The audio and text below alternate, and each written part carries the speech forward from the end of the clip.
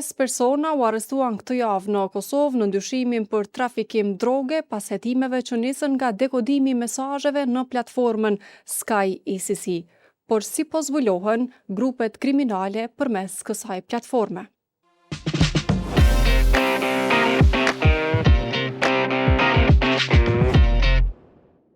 Për të diskutuar rreth zbulimit të grupeve kriminale përmes dekodimit të mesazheve të enkriptuara në këtë platformë dhe kapaciteteve të institucioneve të Kosovës për të kryer hetime përmes Sky ICC-s, do të flasim në episodin e sotëm të podcastit 5 pyetje me Valdet Hoxhën, ekspert i sigurisë dhe ish drejtori hetimeve në Inspektoriatin Policor të Kosovës.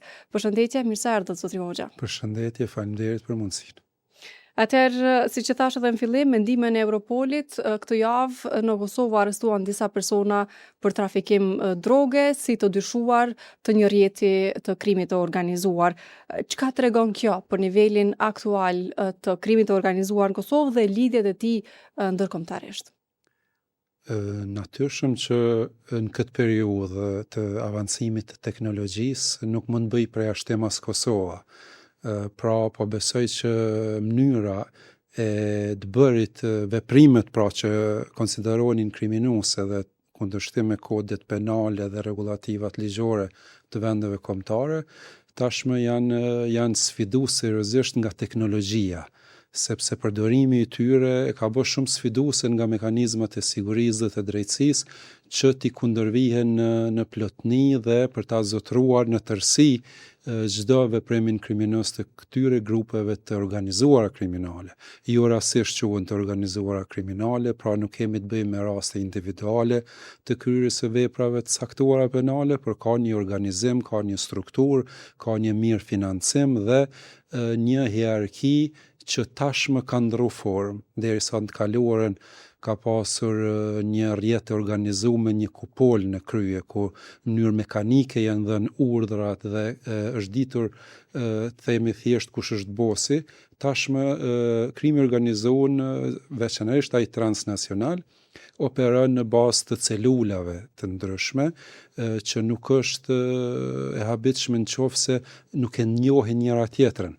Kjo për shkak të sigurisë tyre. Bashkëpunojnë edhe pa e njohur njëra tjetrën grupet? Absolutisht, do të thotë ky decentralizim i krimit organizuar me celula të ndryshme, qoftë brenda vendit apo në vende të ndryshme, koordinohen dhe mund bashkëpunojnë, por edhe mund mos njihen fare me njëri tjetrin, sepse janë mesazhe të koduara, të cilat pastaj zbërthehen nga aparati Mars, në këtë rast si Sky ICC, dhe pastaj merr urdhrin, e materializon urdhrin dhe i realizon kontaktet me varësit e tij, secilin nga bartësi i asaj strukture. Pra kjo është bërë llogaritet pra nga hetimet e ndryshme penale, mekanizma ndërkombëtar. Kjo është bërë për shkak të sigurisë që eventualisht nëse gjatë hetimit zbulohet një grup i caktuar, mos të rrezikohet celula tjetër. Pra po flasim për një veprimtari shumë sfiduese në kohën po e përsëris të avancimit të teknologjisë, është mjaft sfiduese për shtetet kombëtare që si të vetme ti kenë në kontroll të grupe, prandaj edhe bashkëpunimi dhe koordinimi ndërkombëtar është i domosdoshëm, jo vetëm i nevojshëm, por është i domosdoshëm. Dhe kemi parasysh rastin e fundit kur me ndihmën e Europolit janë arrestuar një grup i caktuar. Në deklarimet zyrtare, komunikatat zyrtare thuhet që grupi organizuar kriminal dhe perceptimi krijohet që kjo është kupola, por unë besoj që po ashtu siç e sqarova më herët, ka të bëjë vetëm një pjesë, një segment të grupeve më të gjëra, të cilat operojnë në shtete të ndryshme, në rajone të ndryshme, me metoda të ndryshme, por që qëllimin e kanë të përbashkët. Përfitimi material. Këto grupe përdorin Sky ICC-n si platformë për të komunikuar dhe për të kryer punët e tyra të jashtëligjshme në këtë rast, i bie që kanë zëvendësu veprimtaritë e vjetra të krimit organizuar, që ndoshta para 10 ose 15 vjeteve janë raportuar për arrestime të ndërmjetësve, janë zënë në flagrancë në vend takime ose të tilla. A i bjen që është zëvendësu kjo formë e krimit organizuar sot? Shiko, krimi organizuar një rastësisht edhe në teori shkruan që është një hap para mekanizmave të shtetit. Pse?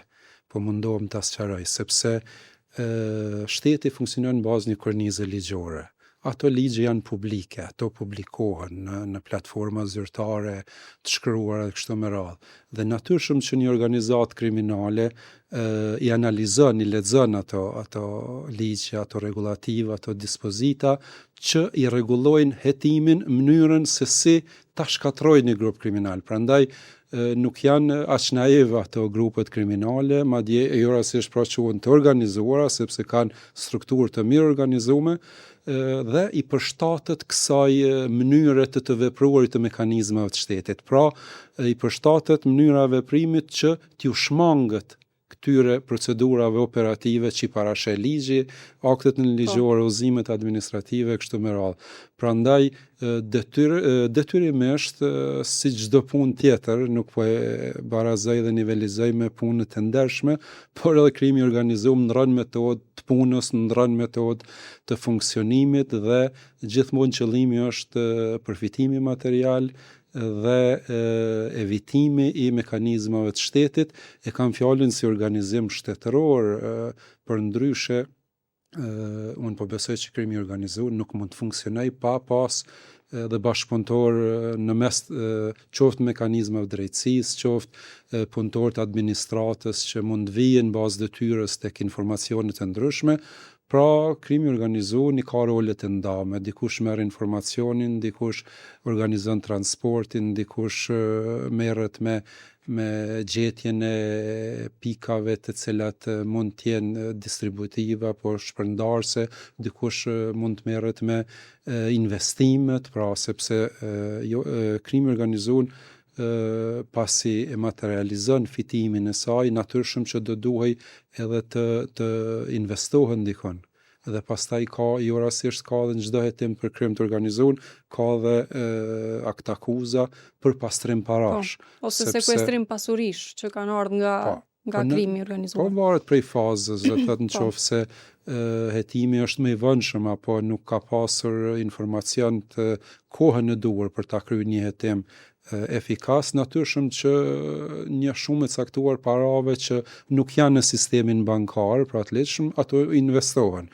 Dhe një prej fushave ku mund të investohen këto para janë edhe ndërtimet. Prandaj edhe ka sekuestrime të ndërtesave, të shtëpive, pronave të palujshme dhe të lojshme. Nëse Sky ICC si platformë përdoret kaq shumë për komunikim të njerëzve brenda krimit dhe grupeve të krimit organizuar, si funksionon një hetim policor i prokurorisë apo i Europolit për të zbuluar këto grupe, këto lidhje, këto rrjete të krimit? Shiko, gjithmonë këto organizata kërkojnë pra një rrugë më të lehtë, një rrugë që eviton kontaktin dhe ndjekjen e tyre nga mekanizmat e shteteve kombëtare. Prandaj edhe është shpikur, është zbuluar kjo metodë përmes kësaj platforme dhe jo vetëm. Ka të njohura në bazë të hetimeve, ka edhe metoda tjera të komunikimit të koduar në mes të individëve apo grupeve të caktuara kriminale.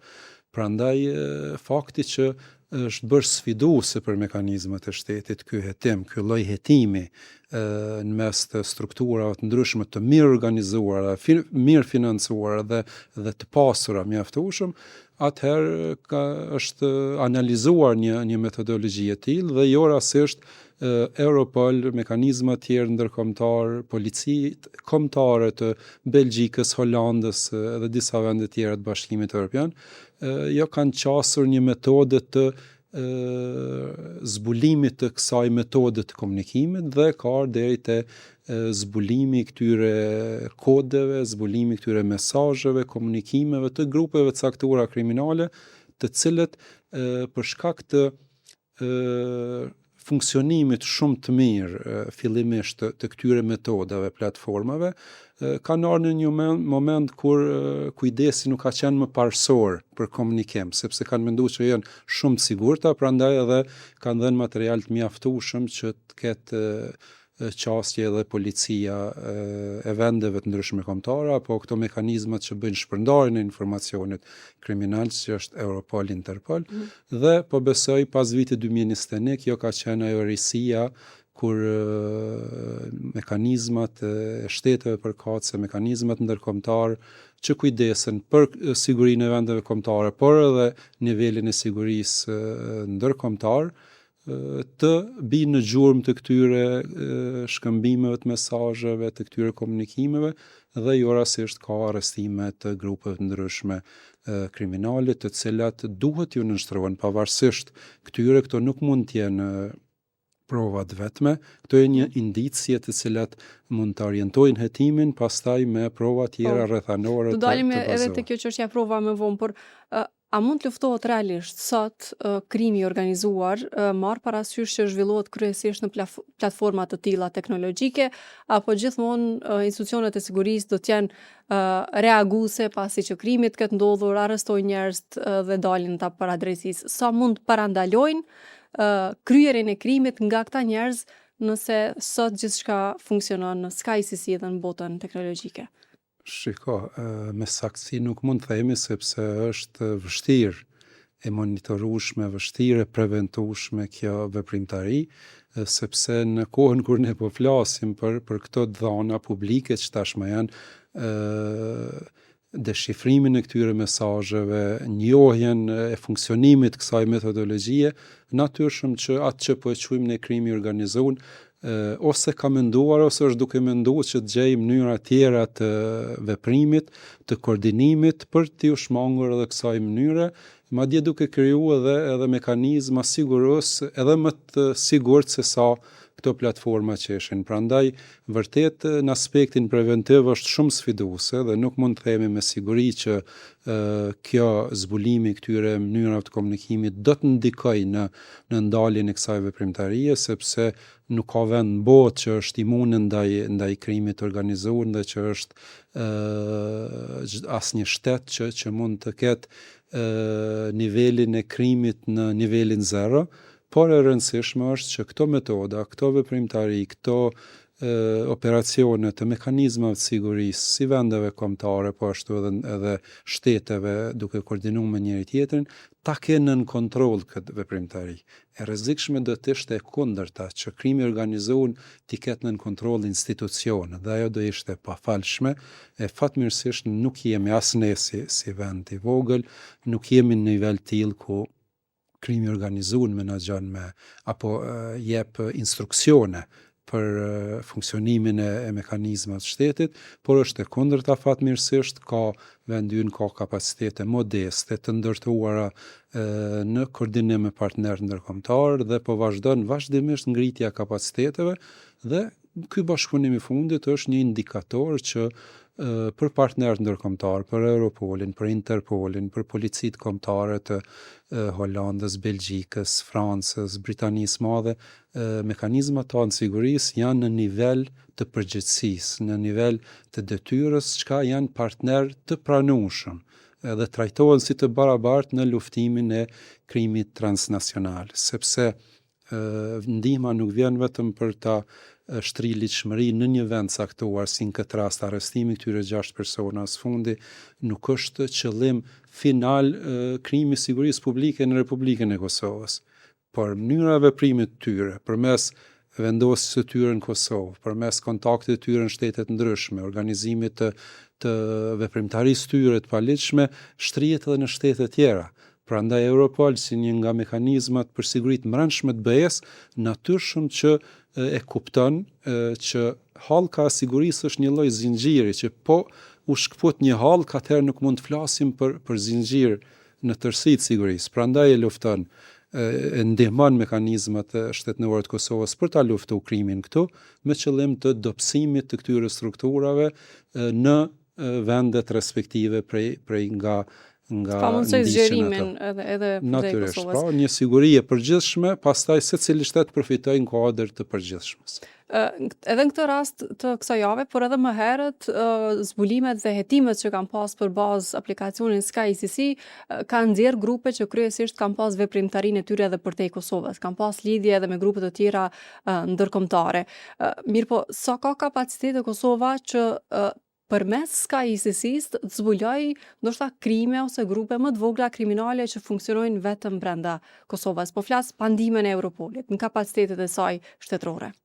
Shiko, ne jemi një vend i vogël, pavarësisht që janë bërë shumë vite, relativisht shumë vite, pas çlirimit dhe pas shpalljes së pavarësisë. Megjithatë, për shtetin 15-20 vjet janë shumë pak për të rrinë në nivelin e tillë çfarë mund të ballafaqohesh me veprimtari të organizuara, të mirë financuara, me një përvojë ndoshta shumë gjatë, më të gjatë se sa vetë ekzistimi i shtetit Kosovës.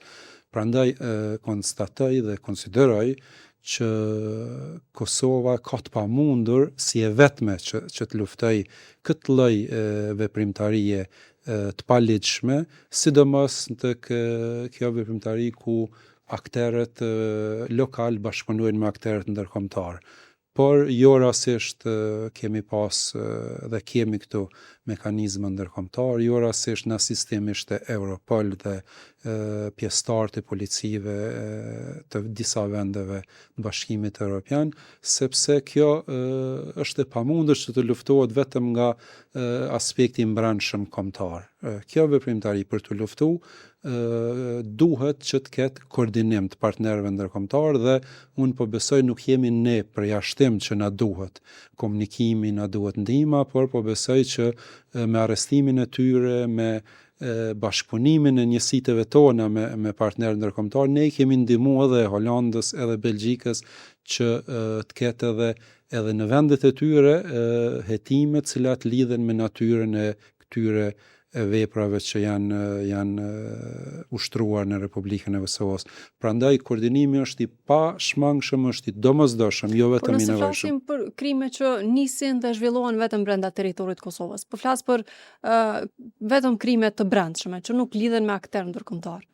Ashtu është tashmë e qartë që edhe Prokuria Speciale e Republikës Kosovës, edhe njësitë të caktuara brenda Policisë së Republikës Kosovës janë në nivel solid të përgatitjes së tyre dhe nuk ka asnjë lloj krimi që nuk mund të zbulohet. Mund të jetë sfiduese koha, mund të jetë sfiduese nxjerrja ekspertizave të caktuara dhe për këtë vendi ynë mund dërgoj edhe ekspertiza jashtë shtetit, por kjo më shumë hyn në sferën e bashkëpunimit profesional ndërkombëtar se sa një lloj ndihme, sepse kryen vetëm ekspertiza në shërbim të një shteti mik. Prandaj në këtë aspekt duhet na gëzoj fakti që kemi kapacitete të mjaftueshme për ta luftuar krimin dhe një gjë është e sigurt që edhe historikisht është vërtetuar një gjë e tillë, tani edhe në vendin tonë po faktohet që sa do të brishtat jenë institucionet e shtetit, sa do me përgatitje ndoshta jo aq sa do duhej që të përballeshin me kapacitet plot, gjithmonë shteti është më i fuqishëm se çdo individ, se çdo grup kriminal. Prandaj duhet investojmë në forcimin e mekanizmave të sigurisë. Kemi mekanizma të mjaftueshëm, natyrisht infrastruktura, logjistika duhet vazhdimisht plotësohet sepse po ndryshojnë format e krimit, po ndryshojnë forma e veprimtarisë së grupeve ndryshme kriminale, prandaj shteti nuk do duhet rri duar kryq të jetë vetëm reagues pas dhe arrestimet pas kryerjes së veprave penale, pas shkaktimit të pasojës, sepse shteti duhet jetë garantues i jetës dhe pronës së qytetarëve. Dhe kjo në mas të madhe bëhet përmes preventivës. Preventiva krijon atë komoditetin e një jete të sigurt dhe të qetë për çdo qytetar në Republikën e Kosovës, prandaj duhet investohet ende më tej, pavarësisht që ka kapacitete të mjaftueshme për momentin, siguria është dinamik. Nuk mund të qëndrojmë në një pikë statike të përgatitjes dhe të vetëkënaqshëm me rezultatet. Ndryshon mënyra e veprimit grupeve, shteti duhet të jetë një hap përpara, shteti duhet të jetë në hartimin e planeve një hap para krimit të organizuar. Dhe si bëhet kjo? Natyrshëm që përmes fillimisht policimit bazuar në inteligjencë.